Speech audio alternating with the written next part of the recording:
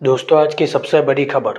Petrol diesel के दाम बढ़ाने पर तमिलनाडु के सीएम विजय बोले, ये बिल्कुल भी मंजूर नहीं।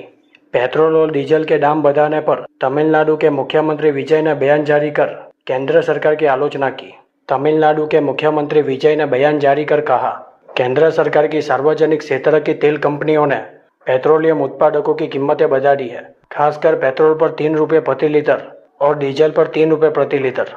यह बिल्कुल भी मंजूर नहीं है। जब अंतर्राष्ट्रीय बाजार में कच्चे तेल की कीमतें कम होती है तो तेल कंपनियां उस अनुपात में पेट्रोल और डीजल की कीमतें कम नहीं करती। इसके बजाय ये कंपनियां मुनाफा खुद ही रख लेती है। उन्होंने कहा, 5 राज्यों में विधानसभा चुनाव खत्म होने के ठीक बाद पेट्रोलियम उत्पादकों की कीमतों में यह बढ़ोतरी स्वीकार नहीं है।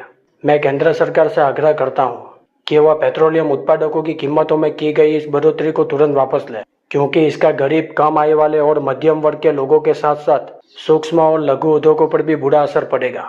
वहीं दूसरी ओर रुपये में भी रिकॉर्ड गिरावट दर्ज की गई। डॉलर के मुकाबले रुपया पहली बार 96 के करीब पहुंच गया।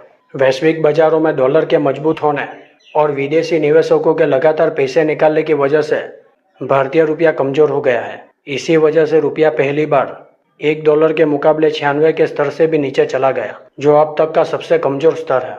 इससे सरकार और आम लोगों दोनों की चिंता बढ़ गई है।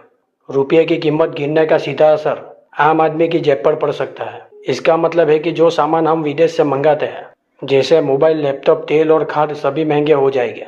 अगर आपका बच्चा विदेश में पढ़ रहा है या आप विदेश घूमने की सोच रहे हैं, तो अब आपको पहले से ज़्यादा पैसे खर्च करने पड़ेंगे। इसके अलावा जब सामान धोने की लागत बढ़ती है तो खाने पीने की चीज़ें भी महंगी हो जाती है, यानी कुल मिलाकर घर का खर्च भी बढ़ जाएगा।